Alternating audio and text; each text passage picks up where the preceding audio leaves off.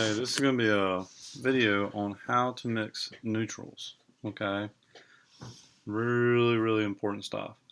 So I got the normal stuff I need: clean bowl of water, my paints, my palette to mix on, pencil. Well, not necessarily need pencil. I just want to put my name on it, and paper towels, plenty of paper towels. I'm gonna clean my brush quite a bit. So these two sheets shows how you can make neutrals by pairing up complements. You know, here are the primary colors, here are your secondary colors, paired up as complements across the color wheel: yellow and purple, blue and orange, red and green.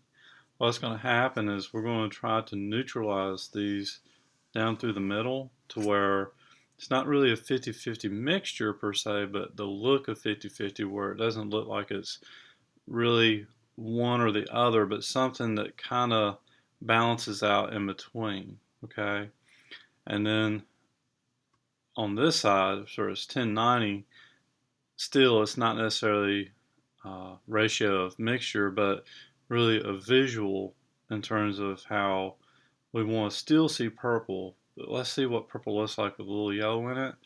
And on this side, we still want to see yellow, but we want to see it influenced by a little bit of purple. Okay, whereas in the middle, we would just want to completely neutralize each other, right? To where we neither see mostly yellow or purple, to where it's just sort of balanced out. Sort of a visual 50-50. Not really a mixture 50-50, because that really depends. Yellow is a very weak color, therefore we're probably going to end up with more yellow in this mixture just because it's so weak. Alright. Then we want to add white to them, because some of these colors end up so dark that we really don't see the potential of what we could do with the color without adding a white to it. And then we can kind of, because in between these, we could have mixtures in between, and then varying degrees of adding white to it, just because most of the colors we see are not so intense, okay, and are not so pure colored. So, to kind of grasp this idea of what the potential of colors could be by mixing complements, how you get those shadow colors. It's how you get those more naturalistic colors, the more kind of grayer, browner, dingier, kind of less intense colors. Intensity color rarely occurs in nature. It's going to be dulled down by some, perhaps a lot, to varying degrees. Okay? So that's why this is so important. Okay? Alright. Alright, so this is another way to really go about it as well. Okay? Through mixing neutrals through secondaries. You wouldn't normally think of mixing purple and green, or purple and orange, or green and orange. So the mixtures you get from those in themselves can be pretty unique. And so that way, then you can see what the potential is again for what mixtures you could make by mixing secondaries. Okay? And those two, well, anytime you mix a color, it's going to dull. Okay? No matter what you add to it. But where things lie on the color wheel in relation to one another, and I should be getting my color wheel out to talk about all this. So whenever you mix these together, they're not exactly side by side.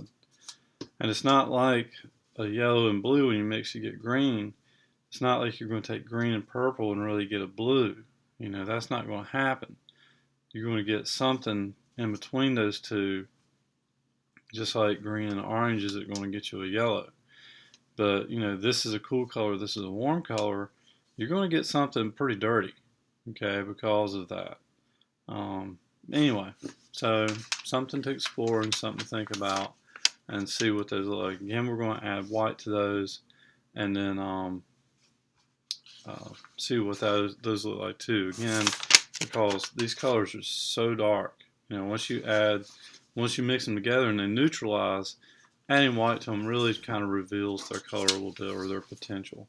And again here, primary colors, secondary colors, and these are complements. Okay, blue and orange, and red and green. Okay, alright, so let's get to it. First off, it's pretty easy, really direct thing to do is just to put in the colors. You really don't have to mix. And we could do this on both charts, just kind of get those knocked out of the way pretty quick. And don't have to worry about neatness on this.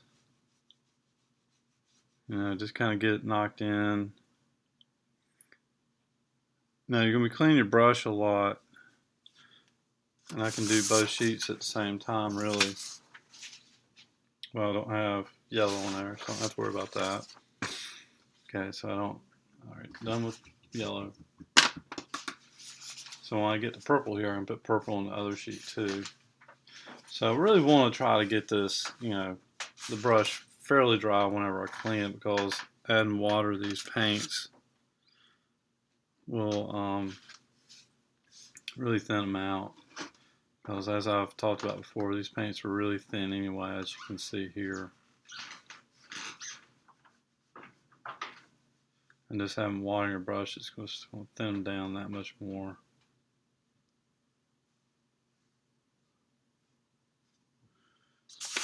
So purple on this sheet, several places, so I can go ahead and do it.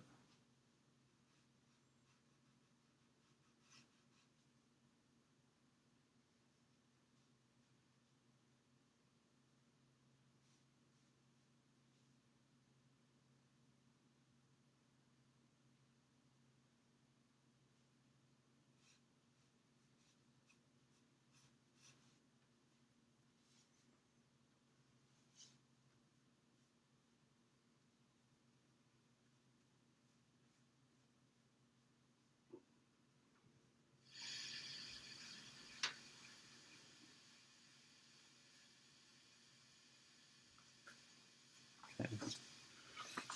This purple is probably dry somewhat.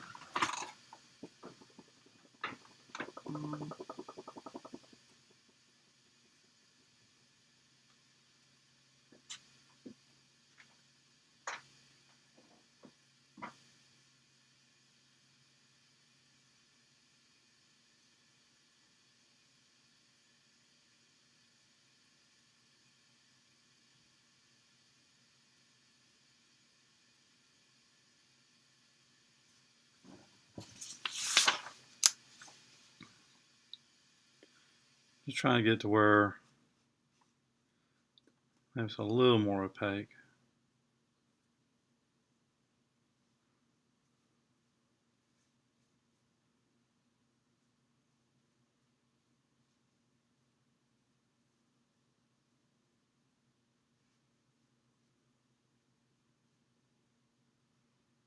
Okay, so done with purple.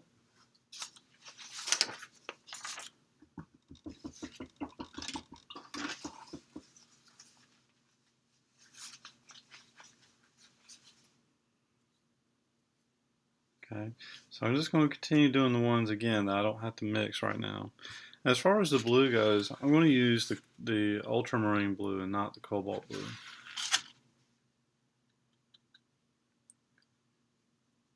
This ultramarine blue makes a much better brown with orange. Ultimately, I guess that's kind of what we're going for here is, we think of neutrals really are, actually white, black, and gray are true neutrals. They are not even considered to be a color. That is no blue on the other one. So let me fan that one dry real quick.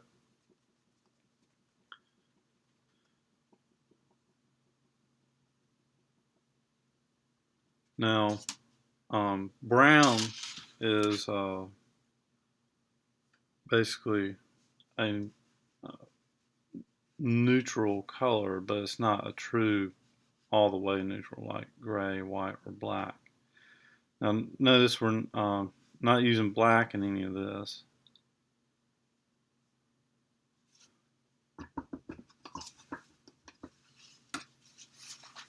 But anything that's got a less intensity to it is considered fairly neutral or neutralized. There's many varying degrees of intensity or saturation.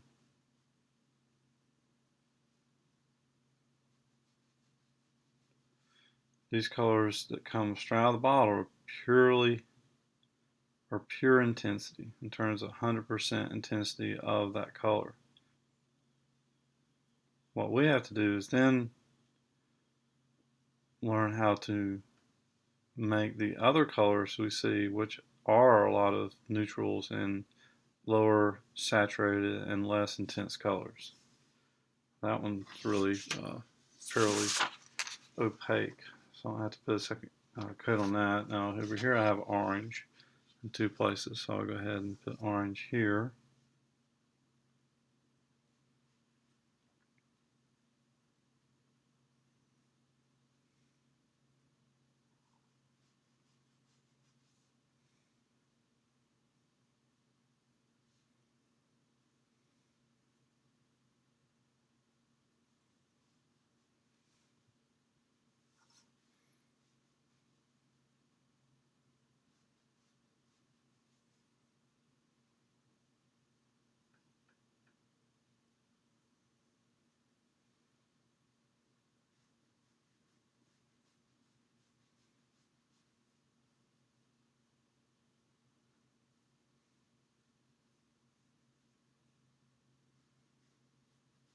Okay, so done with orange now. I could just focus on one sheet and get it done. I just wanted to get these kind of knocked out. I don't have to clean my brush quite so much.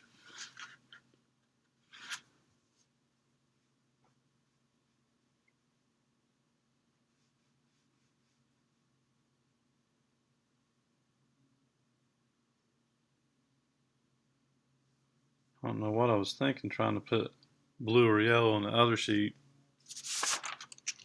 when it's all about secondaries. Kind of rushing myself this morning.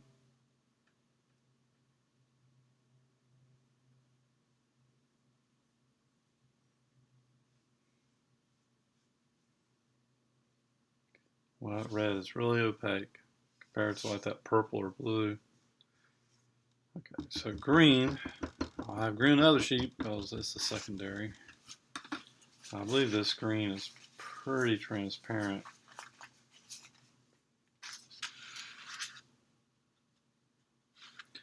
I definitely have to put 2 coats of it.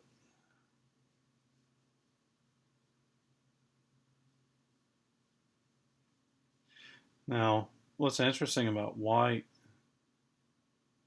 is when you add white to a color, it makes it a little more opaque. I think white just has a lot of pigment in it. Alright, so let me put the green over on this sheet in 2 places.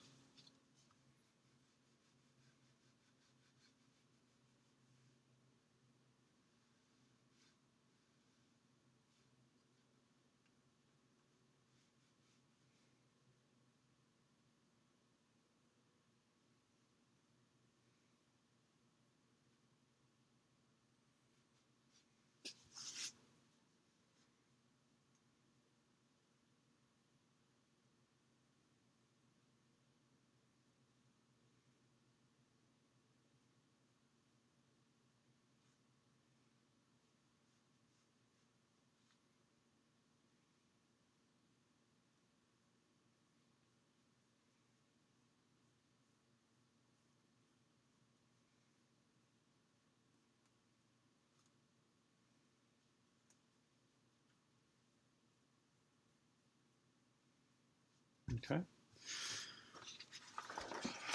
See if this is dry over here.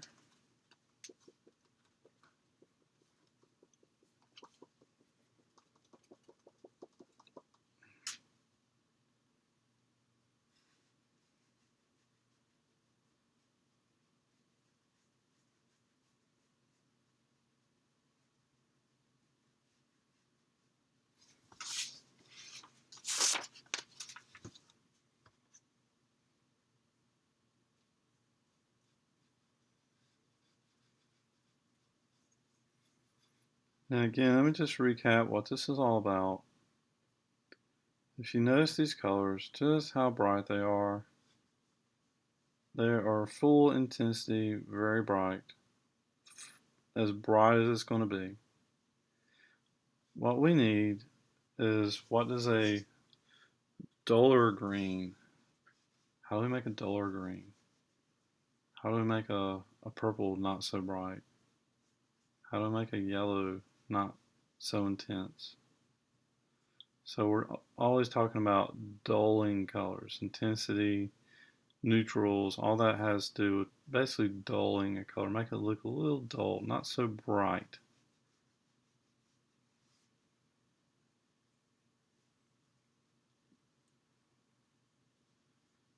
A painting that's painted with all bright colors, it's kind of hard to look at, and really kind of shows, for most part, if a student doesn't know how to make neutral colors, their paintings are going to be all bright. They're probably just going to take these colors and add white or black or brown to them to make other colors. You know, they don't really intermix their colors.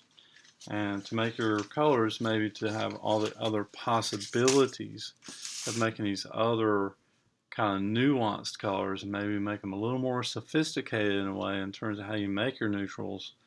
You know, you can do it other than just adding white, black, or brown. Okay. All right. So now that I've done putting in all the colors that don't need to be mixed, right? Just straight onto the sheet that's out here on the edges of these rows. Now all these in the center are going to be my mixtures. Okay. So I'll just focus on one sheet at a time from here on out. Okay.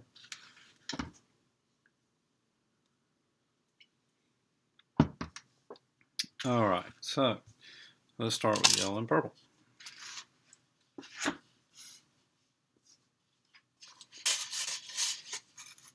So if this yellow is still wet here, yeah, it's still wet. Go ahead and use that right there. So remember, I always take from the edge of my paints whenever I have something on my brush that's different. So I'm going to take from the edge of my purple. Okay. So if I dirty it, it's going to be at the edge, not in the center. So remember, to make a 50-50 here, I'm going to start with the 50-50 and then I'll work my way out to the sides. Okay. So like I said, yellow is really weak, and I think this is less purple compared to the yellow. So let me mix that in and see what happens. Notice I'm getting kind of a dirty brown color. Now I don't need much paint. I need enough.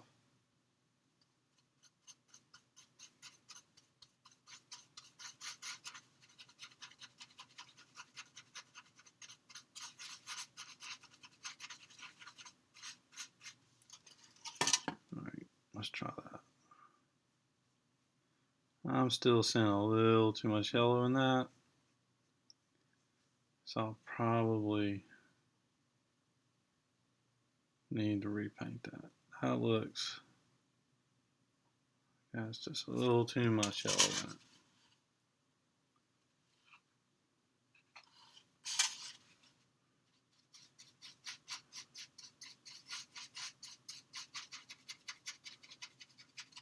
Notice I'm not mixing a lot.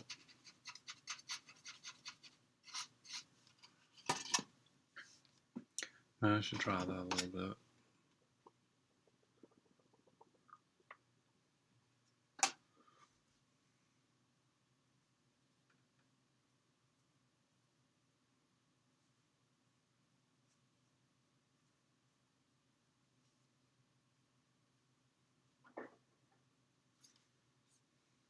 Now that, to me, I've really kind of lost the yellow and lost the purple in that. I feel pretty good about that. Now, what I'm going to do is take a little bit of white and add to that. Now, I know my white's looking a little icky, but it'll still be okay. So I'm going to take a little bit of white and mix into this.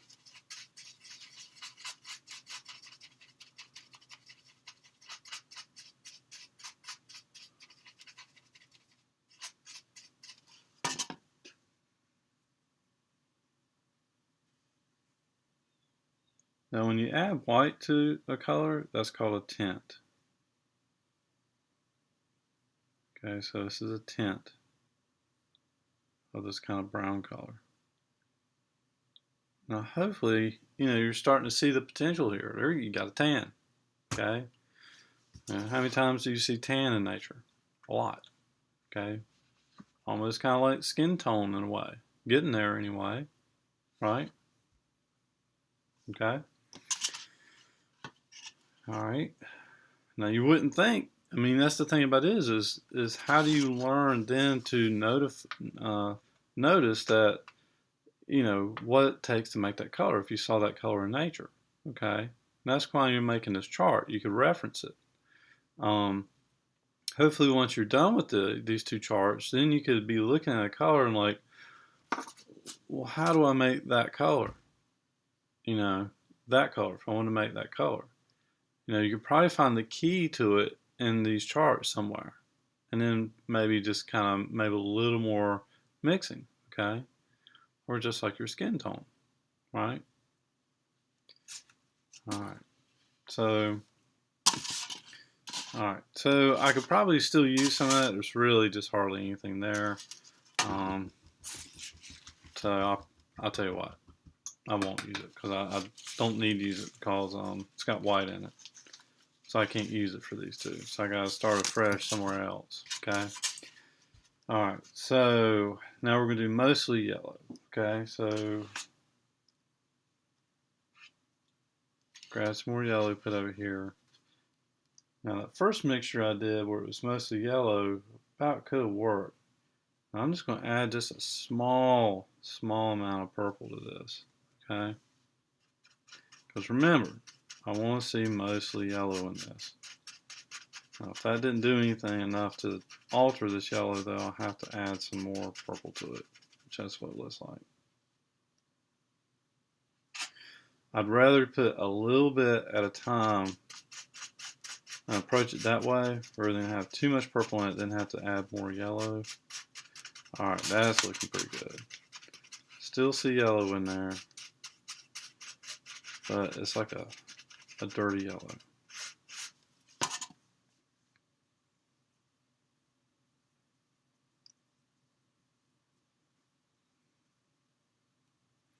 Just slightly dulled down. Just took the edge off in terms of the intensity, the brightness.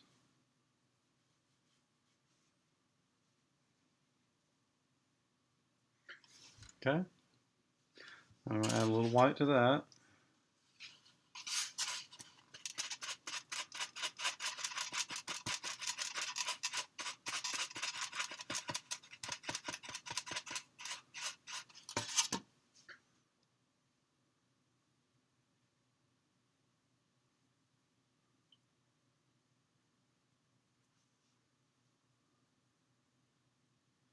Now remember, everything about this, in terms of color, has to do with ratio, in terms of how much of this you mix with that in order to get what you want. And over time you get experience over, remembering what it took to make what it is you want, okay? In terms of what you're seeing and what it is you want. And I'm not adding enough white to that, just because yellow is so light anyway. I'll just add a little more white to that.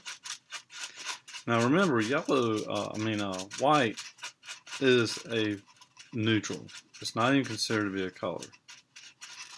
If you add white to something, it's going to neutralize it even more.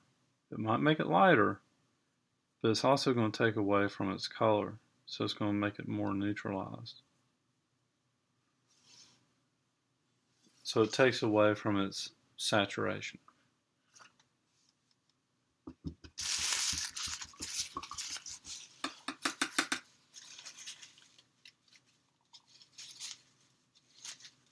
Okay, so let's do this with purple. Now we're going to take some purple, bring it over here, take a little bit of yellow, mix in with that,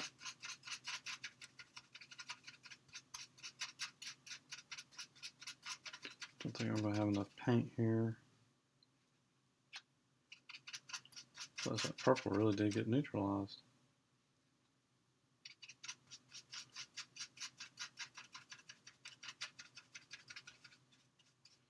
Remember, I still want to see purple. I just want to see purple how it looks without being so bright.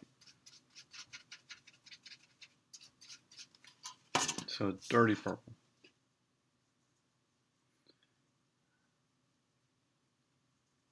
And that's pretty dirty. It's also pretty transparent.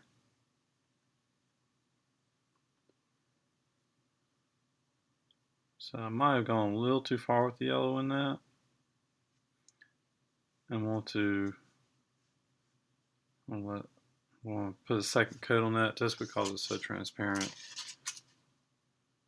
And plus add a little more purple into the mixture. This I'm just sort of pouncing it, with my brush. Kind of scooping it, moving around and pounce it. That's how I get it. Good mixture. Kind of work it into it.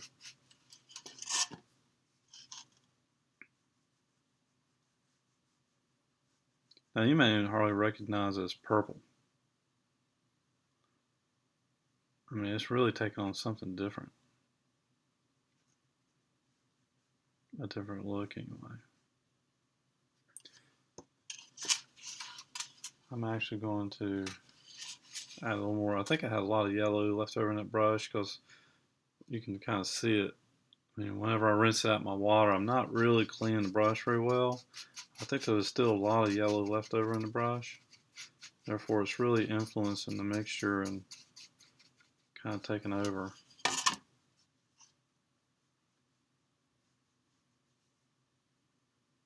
So I'm trying to put more purple into it.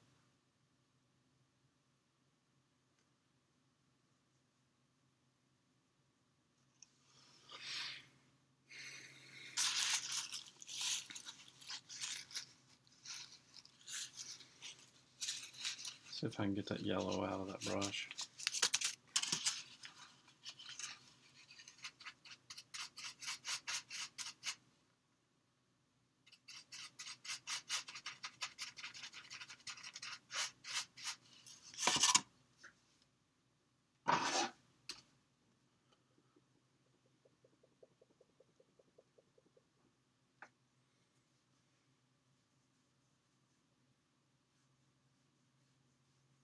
It's got a lot of purple in it. It's going to be almost like a glaze, really.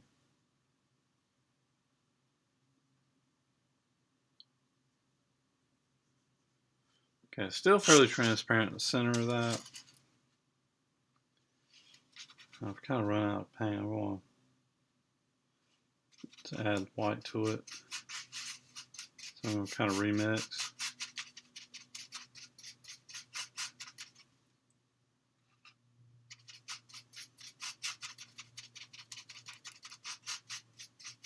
Okay, I'm liking that pretty good. Now I'm going to add white to that.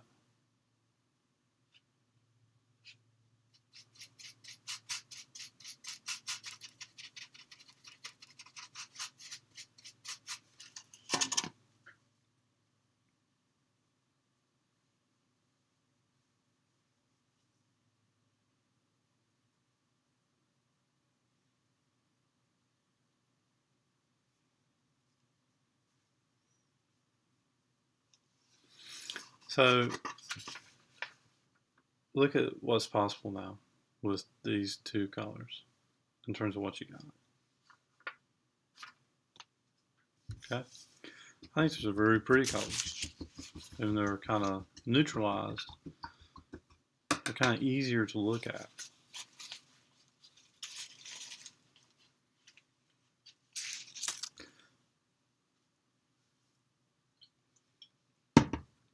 Now I'm sure there's some other sophisticated name for some of these colors. Now I will say there is a color you can buy that's kind of like in between these. It's called a yellow ochre. It's kind of a brown yellow that you could purchase. This is starting to lean towards, there was a color mauve, I think it's called.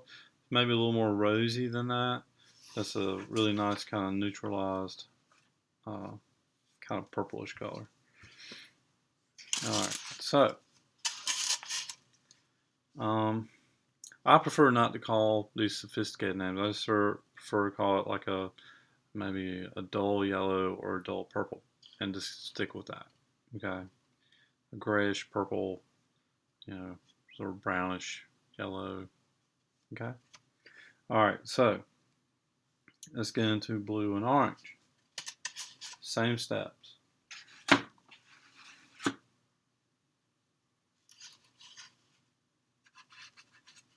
Again, I'm using the ultramarine. I'm not using the cobalt blue.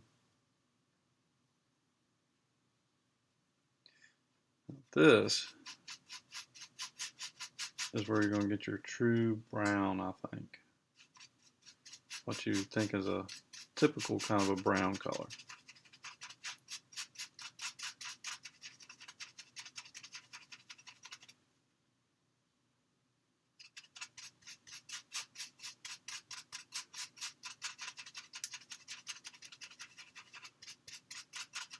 Because you really have a warm versus a cool, plus their complements.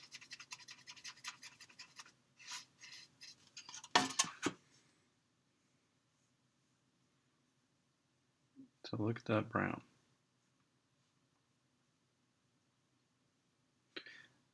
And you'll be amazed how much blue and orange there is in nature. In terms of, because really, brown, when you think of brown, really the base color of it really is basically orange. Okay. So I'm going to add some white to that. And really, once it starts to get over more into the blue, which you'll see in a minute, it's really kind of turns into kind of a gray. So I think of gray sometimes, it's really kind of related to cool. And things that are brown are kind of related to things that are warm.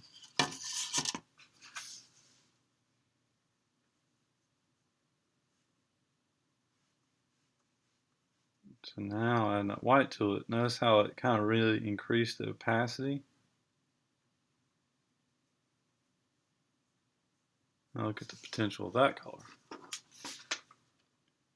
terms of what you see in nature. Okay. So if you don't have brown, see any brown on there? That's how you get brown. Okay. Orange and blue. And a lot of this really is kind of like recipes, color mixing recipes.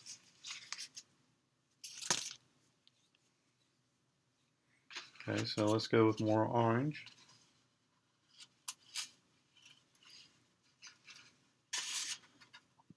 And less blue.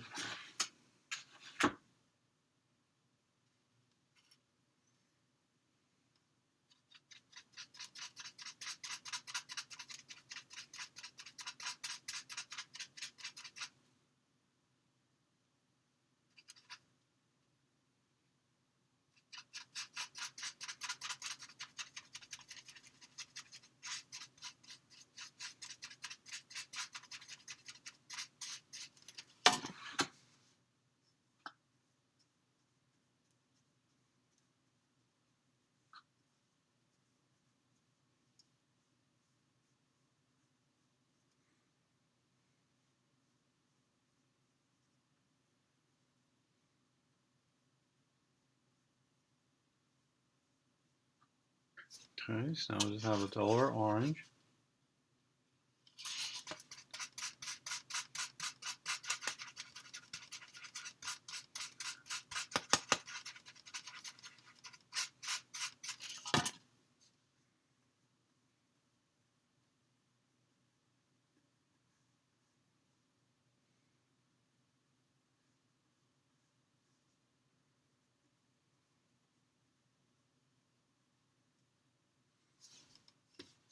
And there's a tint of that. Okay, now I could add a little more white. not much color left there to mix white into, but that didn't really lighten that up too much. Lighten it up just a little more. Okay, that's better. Clean the brush again. Gotta clean my brush after every time I switch from mixture to mixture, not from making the, of course, from the orange, the duller orange to adding white to it. You know, I didn't have to wash my brush, but you might have to have plenty of paper towels when you do this, because now I had to clean it just so I can start doing this one. Plus, you're going to start running out of places on your plate. But this is dry. If I mix on top of that, that's okay. Alright, so let's start doing with the blue now. So mostly blue. Just a little bit of orange. And see what that does.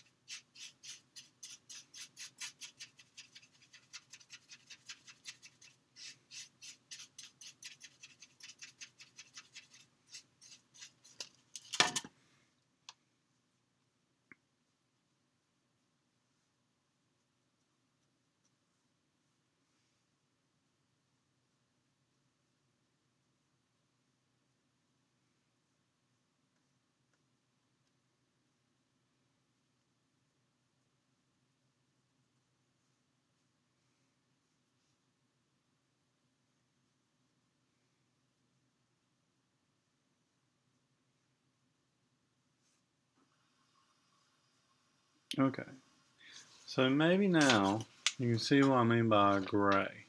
Okay, how I think of kind of cool, kind of a neutral cool is kind of being kind of tend toward gray. Okay, so it's kind of looking grayish.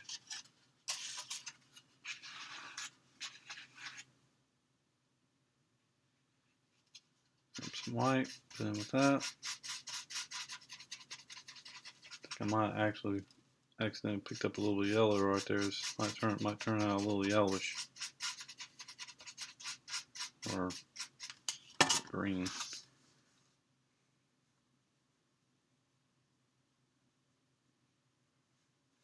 Still.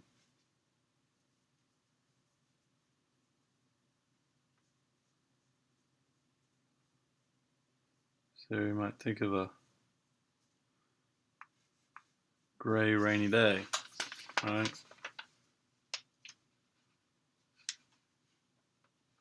All right.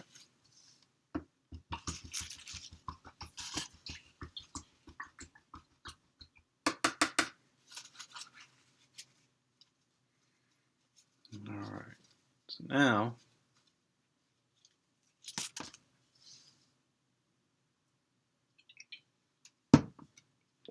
I'm going to get down into the green and red, Christmas colors.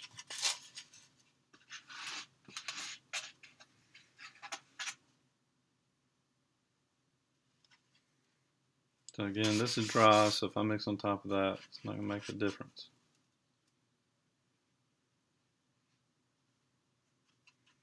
Now, what's interesting with this, you almost end up with a black. This red is so dark, and this green is so dark, when they neutralize, they almost come to a black. Just because they neutralize each other,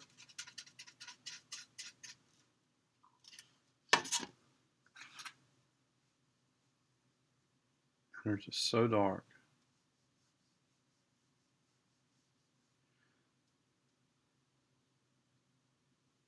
Actually, when I paint, I prefer to mix my black and not use a black. The Impressionists didn't believe in using black in their palettes because they always wanted to have color, some kind of color, even if it was just like this, where they're still is some color in it. It's not a pure neutral white black. So add some white to that, and then we might reveal something a little bit in terms of what color is in that.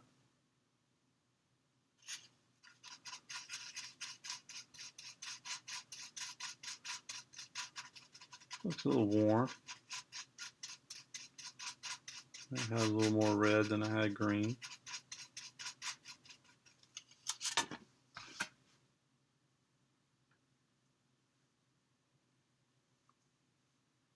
It's looking pretty greenish. And that's the thing about it is, in a lot of these mixtures, a lot of times, you really have to look at the color temperature, okay?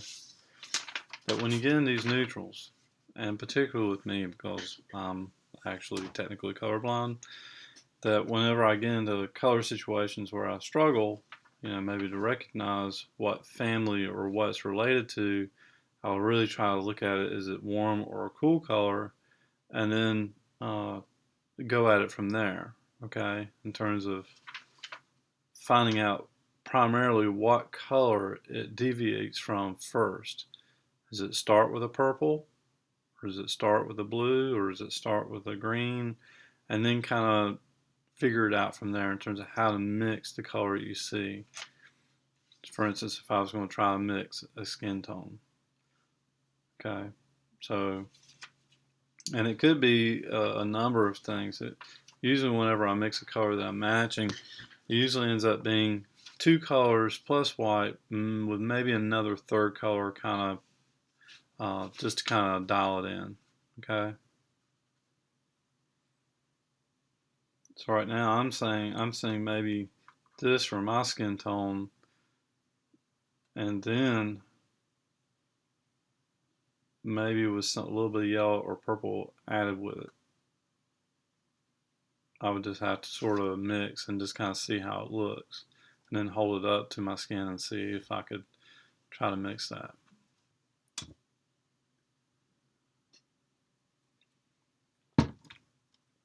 And match it, okay? All right, so clean my brush off. Let me get to some fresh paper towels here.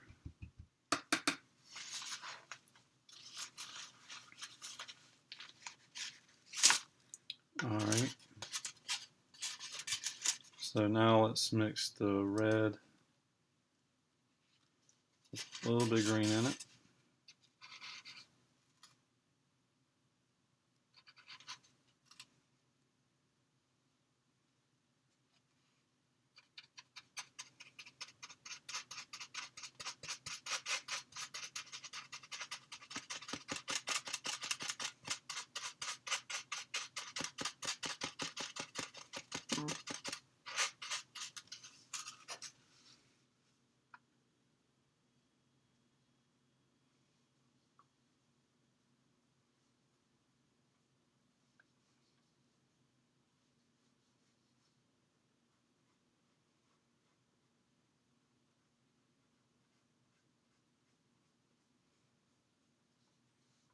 Look kind of burgundy-ish.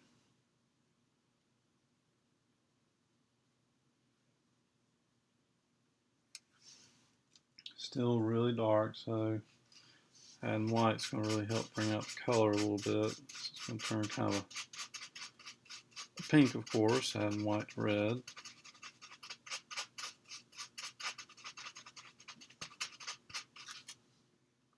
Add a little too much white.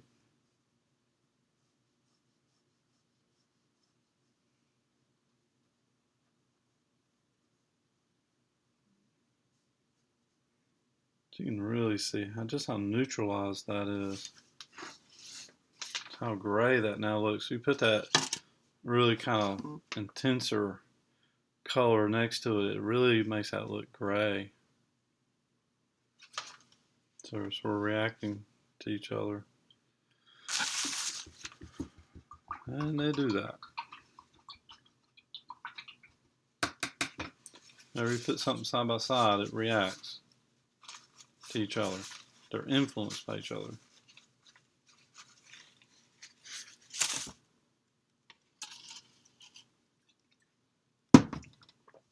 color interaction.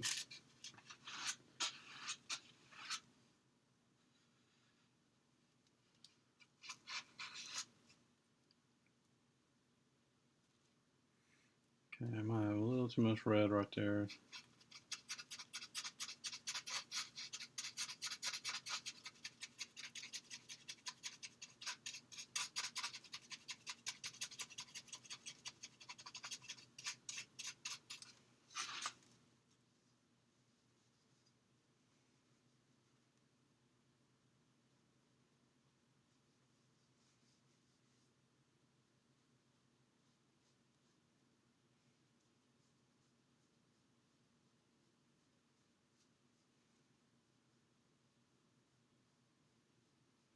Kind of a deeper, darker green, kind of a forest green maybe.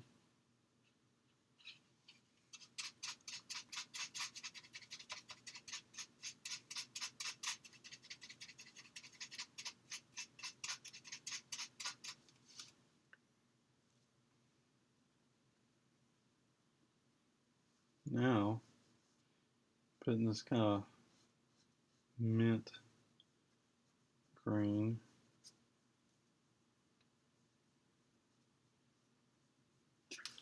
down next to this. Oh yeah, here, now look how warm that looks.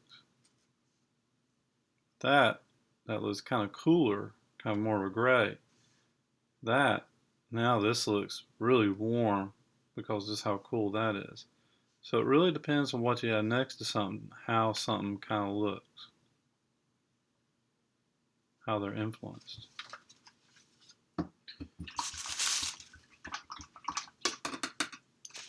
All right. So we're done with that sheet. I'm going to stop this video and start a new one for doing this. So this is part 2 of mixing neutrals. And now I'm ready to do this sheet. Okay? So we already got mixtures, the colors in where we don't have to do a mixture.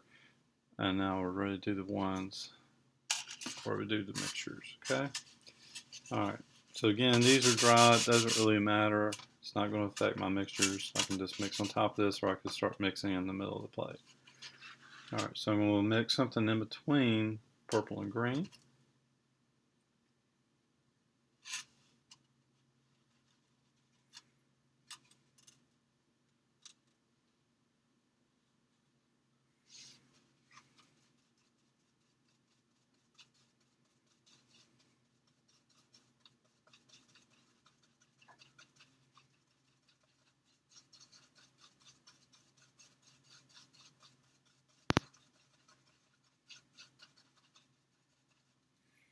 Maybe a little too much green in that.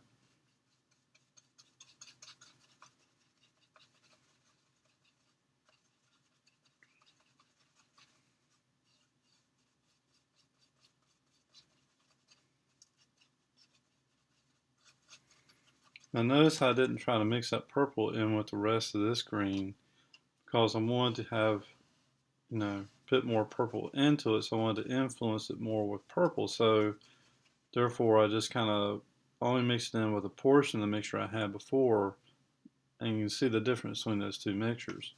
So I like this one better. It feels like it's in between really green and purple. Whereas if I mixed that purple in with all this, then it just diluted the purple I put in with it. If that makes sense.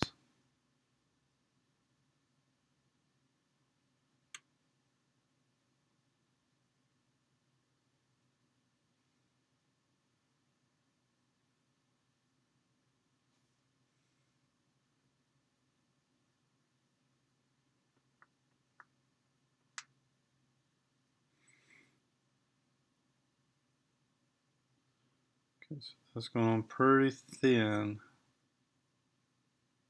It's because both those colors are pretty thin colors in terms of looking fairly transparent. See if I can quickly fan this off and dry it a little bit and put a second coat on it.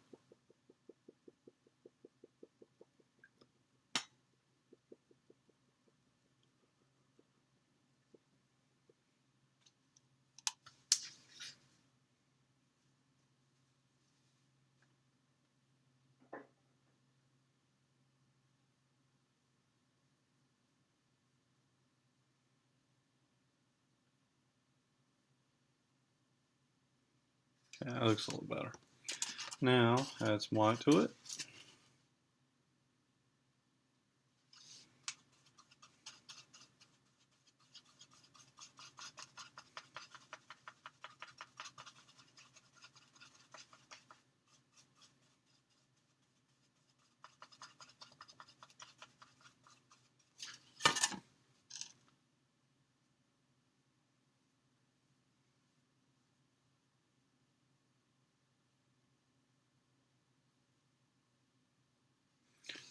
Okay.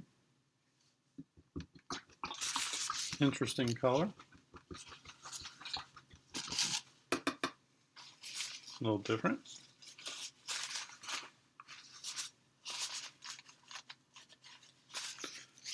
Let's try the more purple over here.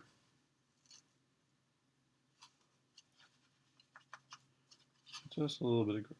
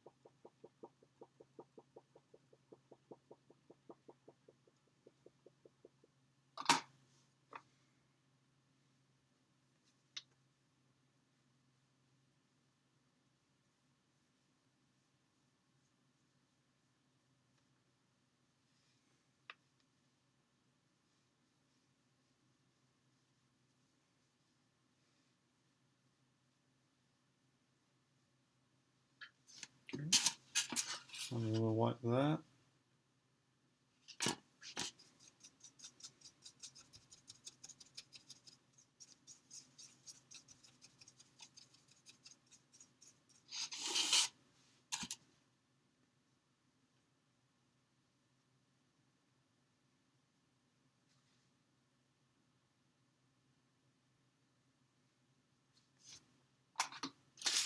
Pretty color.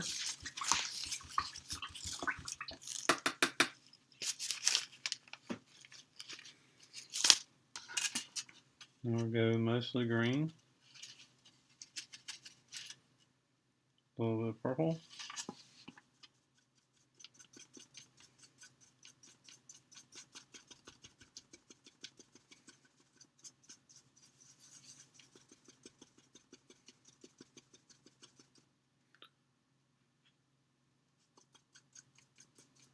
I think that green is really overpowering that purple.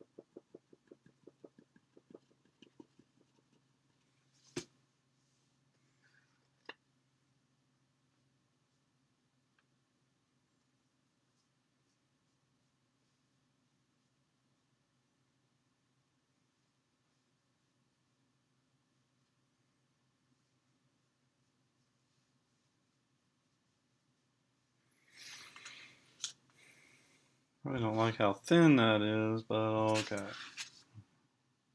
Just gonna move on though. And white to it. Again, remember I said how much by adding white has so much pigment, it adds a lot of opacity.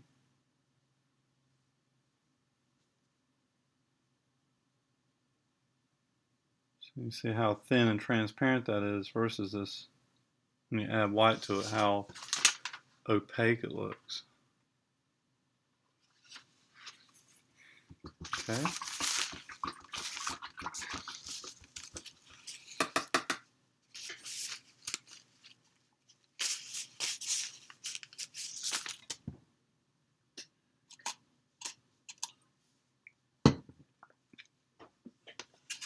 Alright, so orange and purple. This is going to be interesting because that has blue in it, right? We know what blue and orange makes. So what's it going to look like when we mix purple with it? Okay.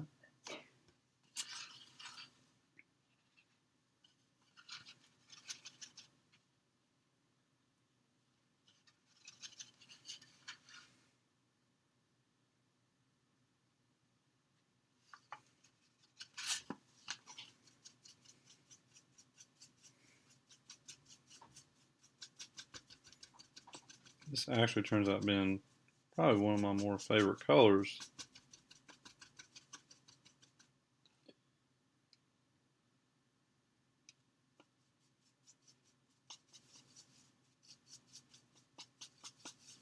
Or at least what I find in nature a lot as well.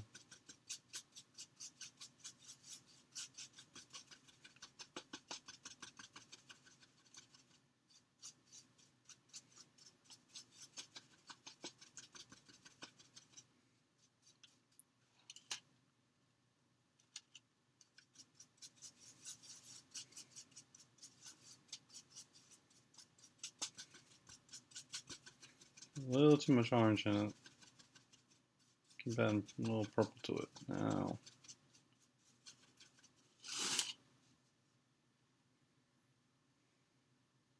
so it's just kind of an interesting brown. It's more of a rosy brown. This purple has red in it.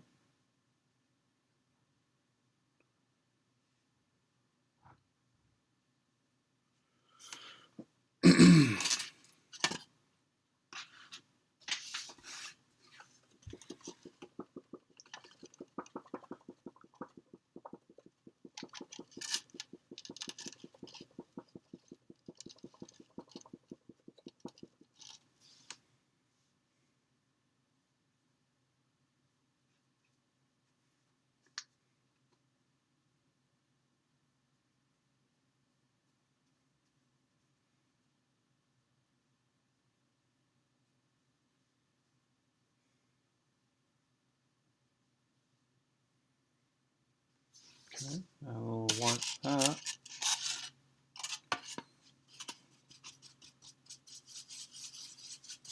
Now you can really see that kind of rosy quality to it on top. It's kind of pinkish, kind of a pinkish brown.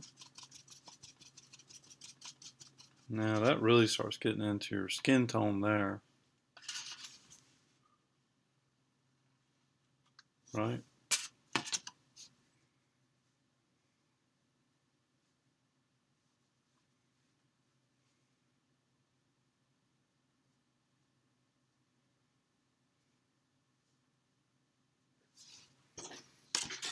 Okay.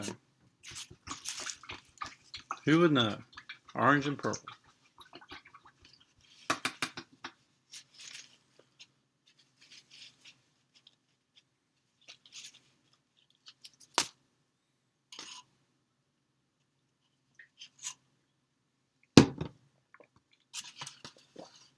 Okay. Some more purple over here. Maybe not quite that so much. I'm starting to make a dent in my paints here. Alright, so a little bit orange with that.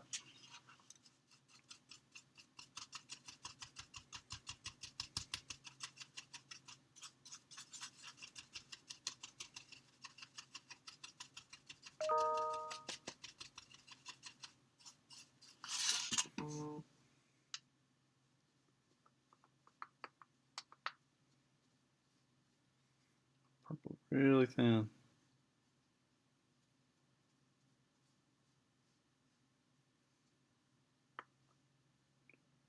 Maybe one of these days I'll switch brand paints and get something that has a little more opacity to it, a little more pigment.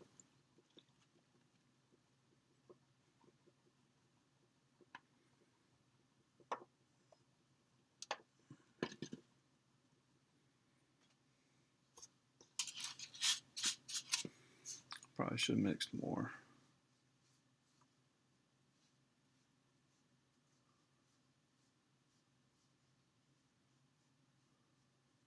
If I have enough to add white too.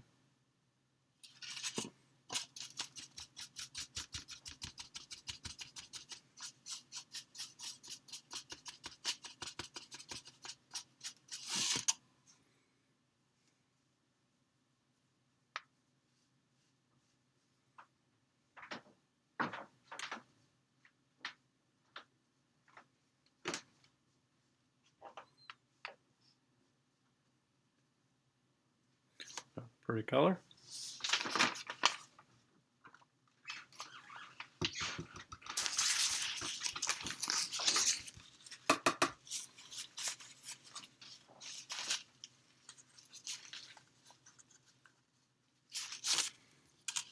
Nicely orange. That's a little bit of purple, and just use that purple I had left over right there.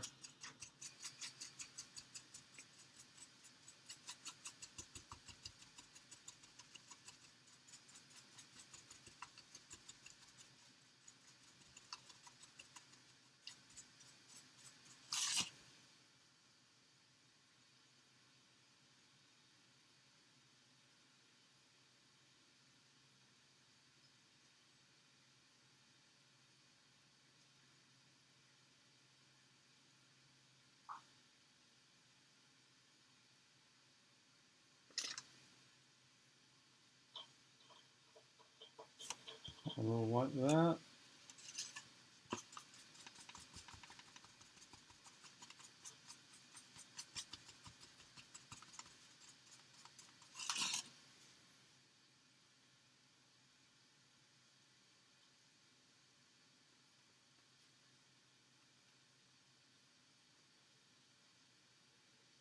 Okay.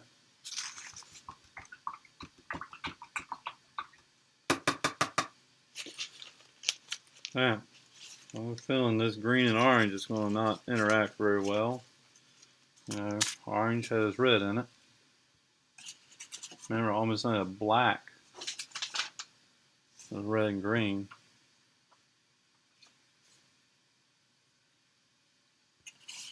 So let's now see what orange and green does.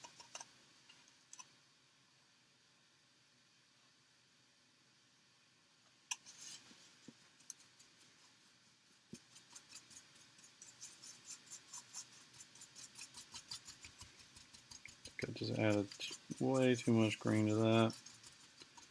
So instead of adding more orange to all this, I'm going to reserve some of this for my next mixture and just put in more orange to part of this mixture over here.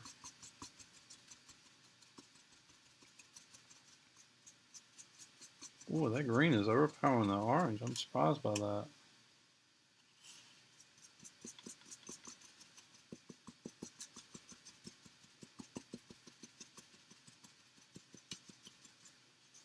I feel pretty good about that. Boy, is that a dirty color.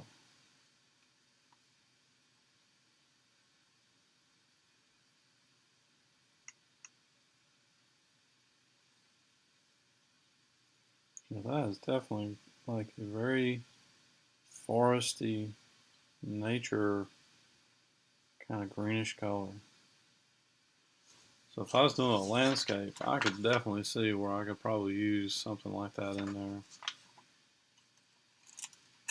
It's almost like an army color, like, you know, camouflage.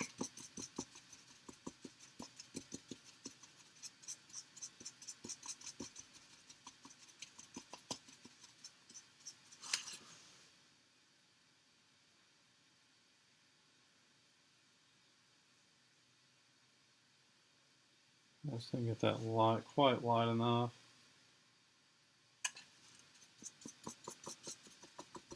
To really appreciate it.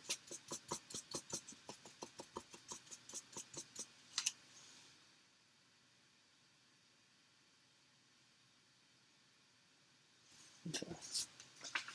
So you can see just how naturey, neutral kind of greenish color that is. A verge of brown. saying, kind of like an army camouflage uniform, military kind of color. So now, I think I'm just going to use this.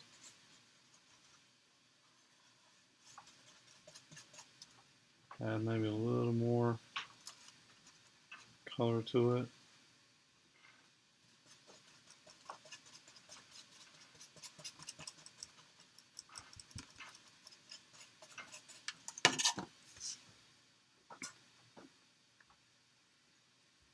A little more green, just kind of running out. Maybe wasn't enough there.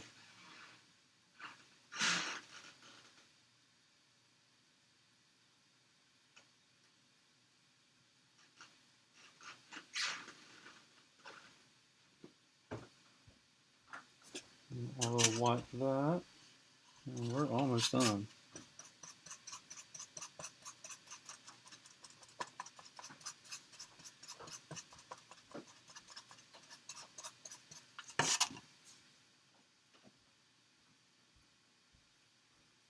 A lot of work in doing these, but I feel like from here, you sort of appreciate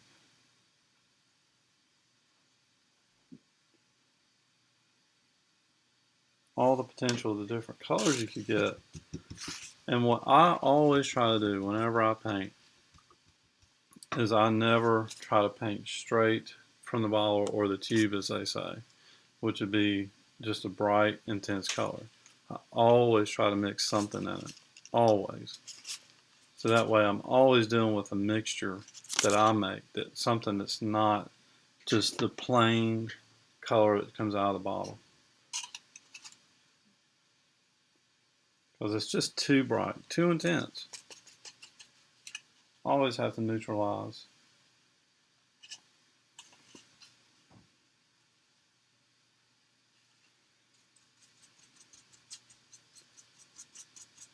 So I always try to add a little bit of complement to a color,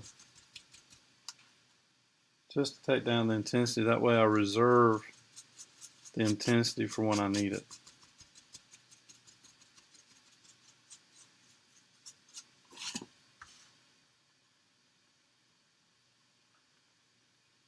Dirty orange there. On the verge of brown, really. We didn't take much green to do that either.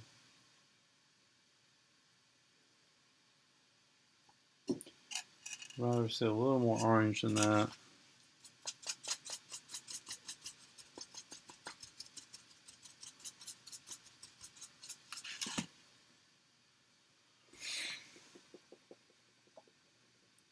And again, this is why we're adding white to these, because they come out so dark. Especially since I'm putting a second coat down there, it's really making it more opaque.